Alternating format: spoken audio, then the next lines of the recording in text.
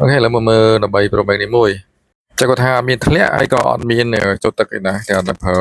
សុកទុកចោលក៏ចេញបែបហ្នឹងឯងតែប៉ុន្តែវាមានជាអីចម្លែកទេដែលប្រភេទទូរស័ព្ទ13 Pro Max វាចេញបែបហ្នឹង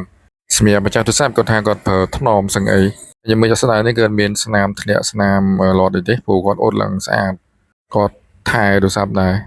តែសម្រាប់ទូរស័ព្ទ13 Pro Max គឺជិះមិនផុតទេដែលចេញបែបហ្នឹងឯងដោយសារជួបច្រើនចំពោះស៊េរីហ្នឹងហើយការជួសជុលក៏អត់មានអីច្រើនដែរពីច្រើនគឺការកត់ទីទួយទៅគឺអាចប្រើបានវិញហើយមិនដល់ថ្នាក់ធ្វើការដូរក្រងអីដែរព្រោះក្រងវិញមានតម្លៃថ្លៃដែរហ្នឹងណាហើយចំពោះការជួសជុលក៏មិនជាយូរអីដែរអានេះយូររងដល់ពេលយើងកោះឲ្យក្រងចេញមកទៅតើជួសជុលរួចក៏បិទទីក្រងចូលវិញទៅហើយបិទតែមកវិញទៅតែបិទទូរស័ព្ទនេះគឺផុតធានាបាត់ហើយគាត់បិទទៅគឺដើម្បីមើលទៅឃើញស្អាតឡើងវិញទេចំពោះការធានាទូទៅគឺរយៈពេលមួយខែទេហើយគាត់សួរគាត់ទៅគឺគាត់ទិញយូរដែរប៉ុន្តែទូរស័ព្ទគាត់ខ្ញុំមើលសភាពទៅគឺនៅស្អាតពួកគាត់ប្រើថែដែរហើយអត់ឆុតរហូតអូខេនេះបន្ទាប់ពីជួសជុលរួចហើយខ្ញុំបើកសាររបស់មើលហើយនឹងតេស្តមើលក្រងហើយតេស្តថាច់វាឲ្យប្រកាសថាវាឡើយមានបញ្ហាអីចំពោះទូរស័ព្ទនេះខ្ញុំអត់បានយក password គាត់ទេព្រោះខ្ញុំតេស្តតែ